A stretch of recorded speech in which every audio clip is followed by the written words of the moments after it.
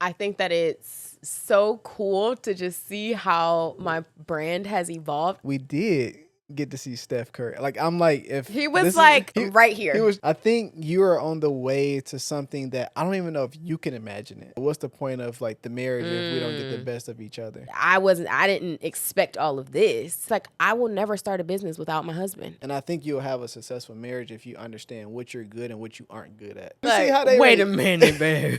What's the deal, family? Welcome back to another Sips of Success podcast. This is Cameron and my beautiful wife, Erin. What is up? What's going on, babe?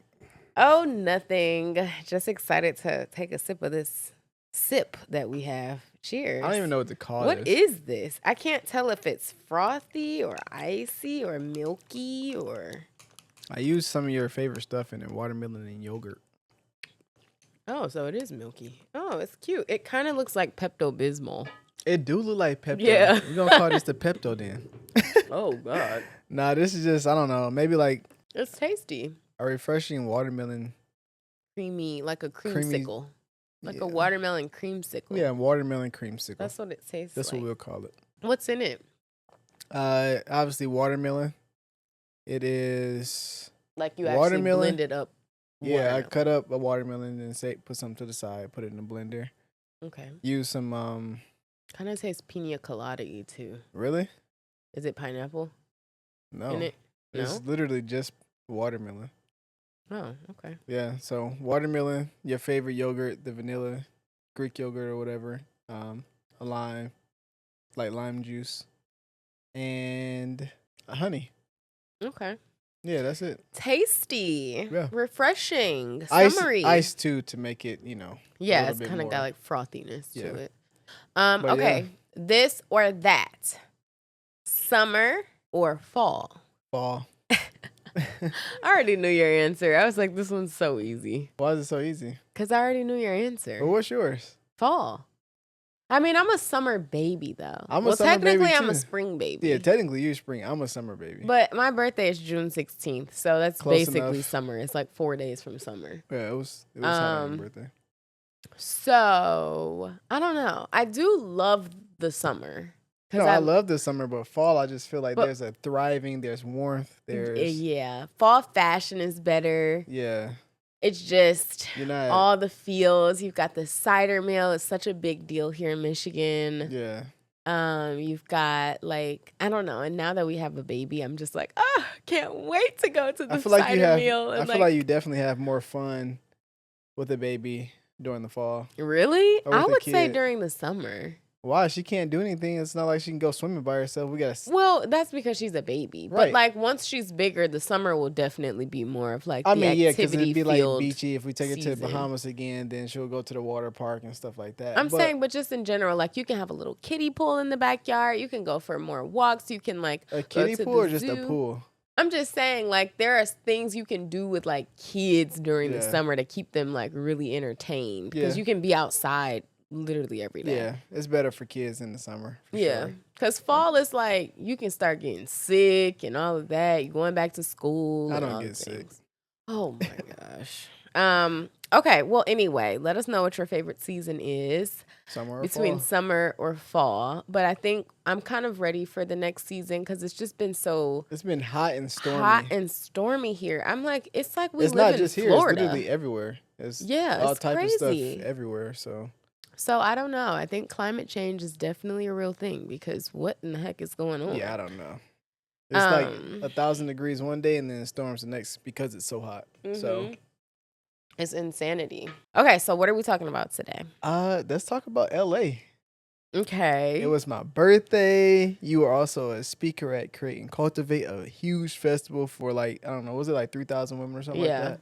A lot of women. Women in business. You had people like Doechii performing, Aisha Curry speaking. Yeah. Miss Erin right here, speaking. Your girl, Big Boss. What's her name? Big Boss. Badass Bose. Yeah. Bose of I knew it was something with a B at the, Yeah, so you had some pretty influential women there. Yeah. It was set up perfectly. It was amazing. Like I feel like it was also ran flawlessly for what we saw. Their team did an amazing job. Yeah. So how did you feel about the whole situation? Well, yeah, I was so honored to be invited, although I do think I deserved a space in the room to speak. I think that it's so cool to just see how my brand has evolved. I think I have to go back and look, but I'm pretty sure I put create and cultivate on one of my very first vision boards. Seriously? Yeah. Like before we were married? Yeah. Like that? I think so. I think that I was your put it first one. on After one that, of we were my married. first vision boards. It was either that or like CultureCon or one of those conferences. But anyway, it's been a brand / platform that I have followed for a while. And I think it's just one of those full circle moments when you actually get invited to come speak and there's just room for me to be who I am and who I've always been, but also sharing like things that are cool and are like coming like the cutting edge new things in the industry, like AI, which is what I spoke about, and like how it intersects with content creation and how to use it in your workflow and in your content and all of the things. And we had a pretty packed session, and I think people really enjoyed it. And I just loved meeting people in person. I don't know. It really got my wheels turning of wanting to do events because I've been saying I wanted to do them for like years now, but after going, I'm like, okay, I really have to do it. Like there were so many of you guys who are like supporters for years, subscribers, like been rocking with us since I was living in my mom's house. Like it was just so cool to not only be invited and to be there in a speaker capacity, but also to I don't know, just kind of meet relish in the people and moment. like, yeah, like it felt like kind of one of those culminating moments in my career. Yeah. I So it think was so. fun. Like, yeah. Yeah. It was crazy like seeing all those women come up to you. Yeah, like what was it like from your point of view? Because like obviously you think I'm great, but like you married me. But there is like a thing where it's like this is my spouse. I see you every day. Like, I see you in those moments where you're maybe contemplating things or doubting yourself or not as sure of like what direction things are going in. And then you get to see me in a different light. Well, not a different light, but like in this setting, I should say. Yeah. So what is also that like for you? Well, one, this wasn't your first time speaking, but the difference was it was room. Is it room or like outside full of women? Yeah. It was rooms and outside. Room, babe. It was a big space though. But I think the difference was talking about it was rooms and outside. There was a green room and then the other stage and then the main stage and right. It was so many stages. Yeah, but I think that the difference being that there were so many women there and like how much people were like saying, I'm like, yo, it's kind of like you were a celebrity in a way. Like based on what some people were saying or like how they may have been like fangirling in a way. I'm like, oh, like this is serious. Yeah. But also at the same time, like I think using like the word fangirling I use because maybe I don't look at anyone in that way. Although we did get to see Steph Curry. Like I'm like if he was like right here. He was I'm like yo. Because Aisha was a speaker, so he came. He was also and there then the supporting girls his wife. came. Yeah, his he whole was there family. supporting his wife. And not really that I guess fangirl, but that's like fanboyed. That's like one person. Like if I was to, I guess, have a celebrity friend, that's one person that I feel like we actually would like get along. Yeah. Outside of like what he does, it's just like what he stands for. But I mean, it was cool that Aisha and Aaron like spoke briefly. Like it just kind of happened so quick. But that was cool. So I think the biggest thing from my end was like we're closer to things that I feel like we desire. We're closer than what we believe, or not even believe, but than what we think. Yeah, you know what I mean. And I think it was like certain parts. I was like, man, this is pretty cool. This is pretty cool. Like, I think you are on the way to something that I don't even know if you can imagine it. You know? Really? Yeah. But what was funny to me though, because you know, like once we're in like settings like outside, I'm like this in a shell in a way. But people like pay attention, like they really pay attention. They were like, oh, like I just love how you support your wife. Obviously, that's what I show as my brand or whatever. But I was like, oh, No, people but like. that's who you are, though. I mean, that's who I am. But like, I don't want you to like. No, I don't know, no. minimize it as like that's no, what I show because that's my brand. You no, know how people will well, take that. Yeah, okay. Well, obviously, that's kind of the brand that I chose to show via social media, and like people really are tapped in. But it was, you know, it was like those are the moments that I think make it all worth it. That also kind of validates like, oh, this is kind of a cool thing to do, something that a man wouldn't necessarily do, but also how many women respect it and like also kind of want that too. Yeah. You know, so I think that part was pretty dope. It was like, I don't know, it was overall like a pretty cool experience. And it was your birthday. Yeah, but it didn't feel like my birthday. But I really don't. I mean, I'm not like a birthday. Well, we did get to celebrate you. Yeah, we went to dinner and stuff. Yes. Yeah. And you got a birthday gift that we've been sharing. Who was the birthday gift for? It was for you. For me? Of for me course or you? It was for you. She's What kind of question? She's been trying to convince herself that was Babe, that was a great gift. It's actually it was a great gift. But also like it just encompasses like who we are as a couple. Well, tell them what the gift is. Oh, it was the Meta glasses, which they can record and take pictures, and it was perfect because she bought them and I used them during the time. I was like, I went primarily because I needed to like get content of Aaron, so that just came in handy. I was able to get like an actual POV, like the POV moments while I was recording. So there's different portions to where our main camera, which we're shooting on right now, was actually recording, but I had like the POV that was kind of like in vertical format. Yeah, it was cool. That kind of showed, you know, the bits of, I guess, coolness. Yeah, and surprisingly, the video quality is very good, and the sound quality is honestly impressive. Is good. The video quality is good, and I feel like for some glasses and for 1080p, it's pretty impressive. Yeah, and for like a price point that is pretty standard for glasses, like $400 is like it might have been lower than some glasses. Yeah, like they should be. You can buy a pair of designer sunglasses for $500. Yeah, that's OD. So. I mean, the fact that they are a tool that you can use is pretty cool. And I love them for moments like when we came home from the airport, you had them on, and like we're recording River's reaction to us coming home and stuff like that. That's actually my favorite part, is like to be able to now get like those moments of River. Yeah, because without having to pull your phone out. Having her, or maybe if we're coming in, like it takes too long to press record on the phone. It doesn't, but it does. kills the moment too. Yeah. It's kind of like, and because she'd be like, yo, those glasses really allow you to just actually be in the moment, like enjoy the moment and live it at the same time. And you don't know how you don't know like the framing sometimes because your head may be moving. So that's something that I made Dr. Point on, but it's not like that big of an issue. But you're literally living it and gathering the content. Yeah, you know what I'm saying? It's so cool. Great gift for sure.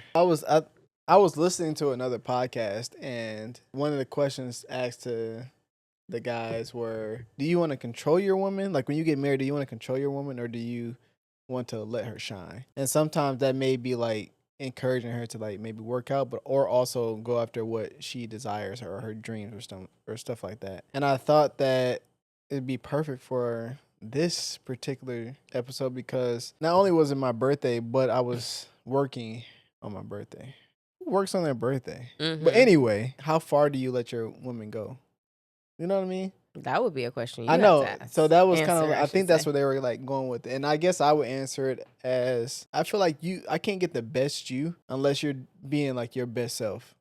Like I wouldn't even get that. So what's the point of like the marriage if we don't get the best of each other? Yeah. So there will be moments where you have to, I don't even want to use the word sacrifice in this particular case, but I'll use it. But there'll be times where you have to sacrifice what you think should be done for you to adjust and do something bigger for the grand scheme of your, I guess, goal, your marriage goal, or like whatever your plan to get forward in life. What would be something that you would share to a woman who is desiring to get married or who's about to get married on, how they should go about their dreams? Because I think a lot of times we can all get caught up in what a traditional relationship should look like, but also who should be doing what, Right. and when it should be done, and where it should be done, and who's controlling what.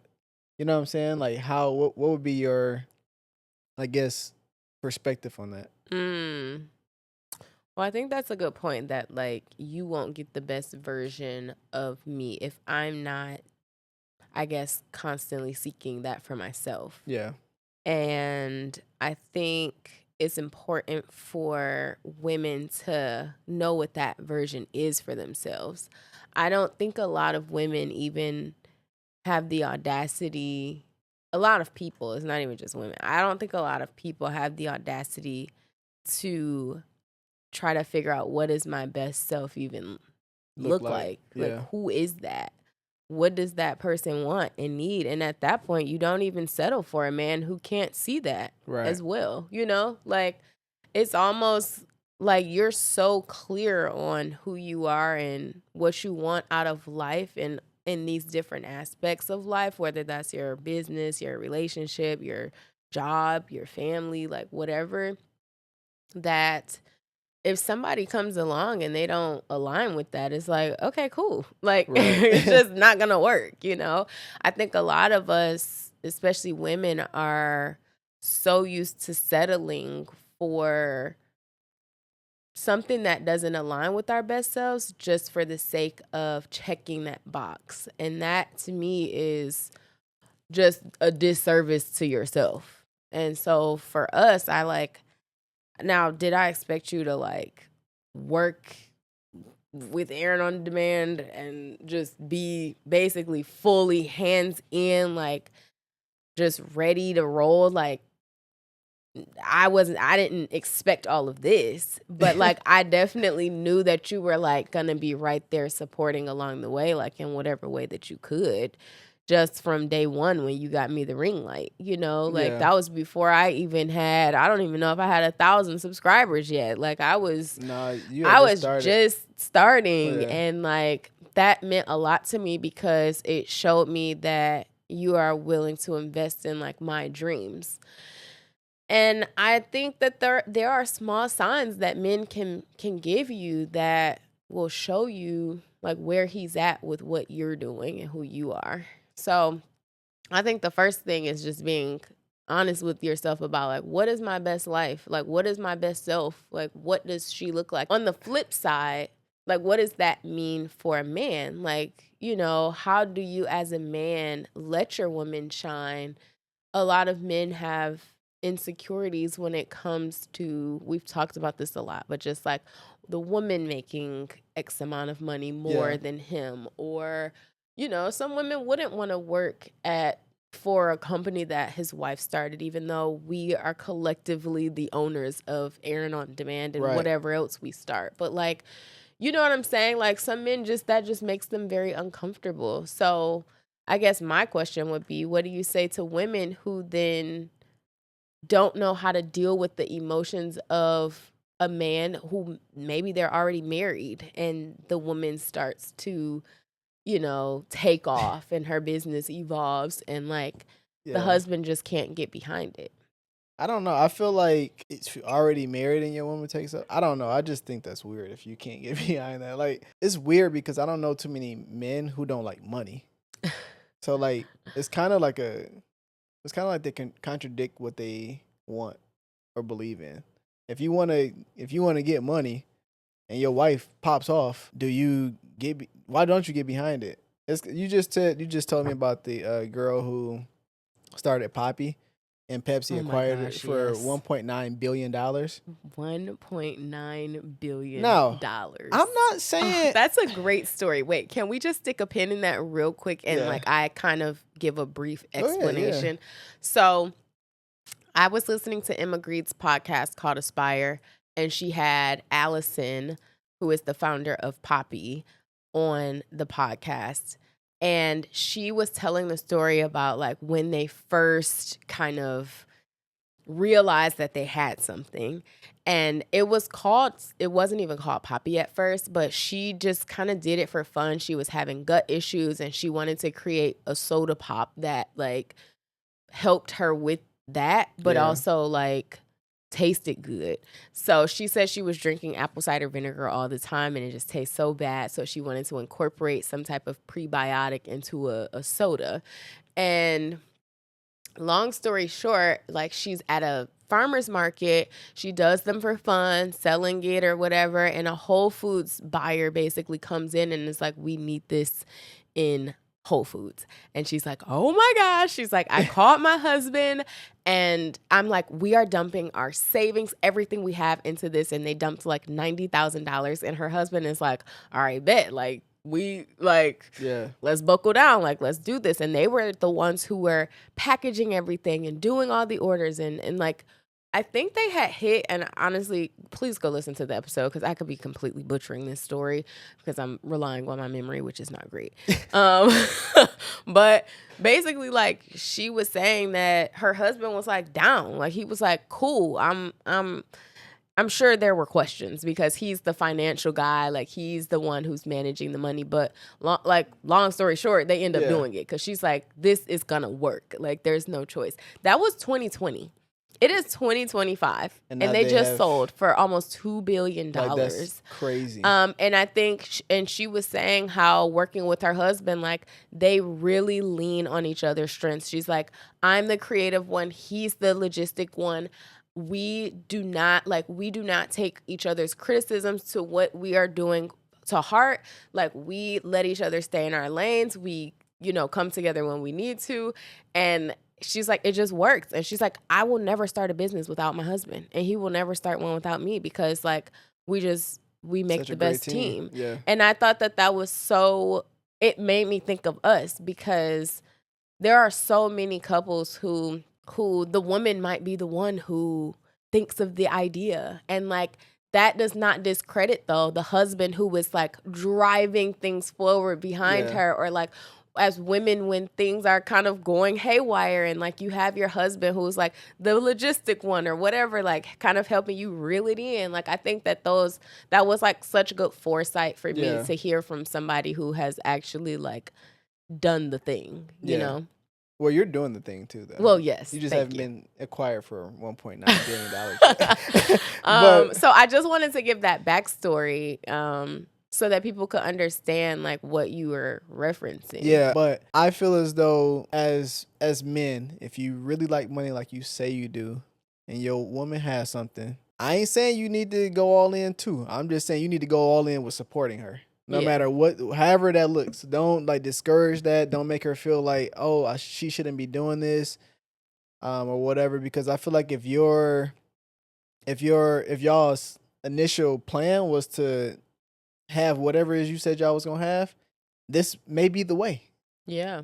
Or actually, it is the way because if she popped off, she just popped off. I think that's probably the main thing I would say toward that, Well, I believe a lot of men prioritize their ego before they prioritize their love of money or desire to have money, I should say. Or just the love of a woman. Like, that just goes out the window. Exactly. Like, But it's like, well, I should be the one who is doing X, Y, and Z. So, like, the fact that you are doing that feels like it's taking something away from me. And that's, to me, the part that men have to understand. Like we always say, providing is not one-dimensional. Yeah, it's not just financial. Yeah. And by you not supporting, you're actually hurting the financial state of what we're building. Yeah. Because now, instead of me thinking about the business and stuff, I'm thinking, why is he mad? Like, why is he not? Why things ain't working right? You know what I'm saying? Yeah. Like, that for women is such a distraction for us when our household or our man. You begin to focus on y'all's relationship versus your business or whatever you have going on. I think he said something about, or she said he was the logistics one and she's the creative, which that's actually true for us because even though I create content too, she's literally the creative. Like, I'm doing it because I think that it will help advance what we have going on, but also it helps me learn and continue to get better with like the content that we put out for you. Yeah. So like I feel like I have to have those skills in order to understand how to make what you have from a content point of view like keep getting better. But I thought it was cool that she said that because even now, like on the podcast or when we're talking, like I'm so like don't have to say nothing but can do it, and you're more like I can say exactly what needs to be said. So like that's a strength of yours. Like while we're having these conversations, you say it very clear. Versus like if no one can see like actions because actions are done usually be behind the door or like it's not seen. And that's my strength is to get the actual work done. Yours is you can go in there and you can sprout like an eagle. You know what I'm saying? And like be very expressive and get the point across. Sometimes I can't do that. Like verbally. Like that's not like a strong suit of mine. Even though like without talking I can do it. Yeah. You know what I mean? You're like, as long as I don't have to talk, I will flourish. I'm cool. And I'm like, give me a mic. Yeah. So I mean, but even like you know what I'm saying, like even on the podcast, like you drive the things home and like we know each other so well that you even help get my points across. Like you you would drive that joint. Sometimes on the outtakes, I'm like, babe, ask this. But like that's what you're really good at, you know what I'm saying? Yeah. And it ended up making both of us look good, right? Absolutely. So I think when you have strengths and you are both able to focus on what your strengths are, and y'all both allow each other to flourish in those strengths, you end up both looking very good, and you experience a lot of success. You know, Yeah, so for sure. What do you I was want trying the to think of main a way takeaway to- for people to leave with? I think the main takeaway is like if you're going to get married or if you're going to be in like relationships with a person that you love, sometimes step out of the love part, go back to maybe the like part, and see like what are some things that you can like work on. I feel like sometimes when you just like somebody, you're looking for the things that can be better. Versus like when you, I guess, fall in love, all that stuff kind of gets blurry. And then when you get married, now all the stuff comes back up because you're in each other's faces every single day. Yeah. So you're like, wait, we didn't even know how to communicate properly. We didn't learn how to solve an issue just sitting at the dinner table. Like everything becomes a problem because we missed out on that portion of where our strengths and weaknesses were like revealed, either from one another or we told each other what we thought we were good at. But you have to like take time to like understand those things, I feel like. And I think you'll have a successful marriage if you understand what you're good and what you aren't good at, and knowing what your person is good at and what they aren't good at. So yeah, and I think when you are very comfortable in that, you have a much easier time exchanging feedback with each other. You know, like which is a very important part, not just in business, but in marriage in general. It's like, I didn't really like that you did this, or I don't like how you said this to me, or I don't like.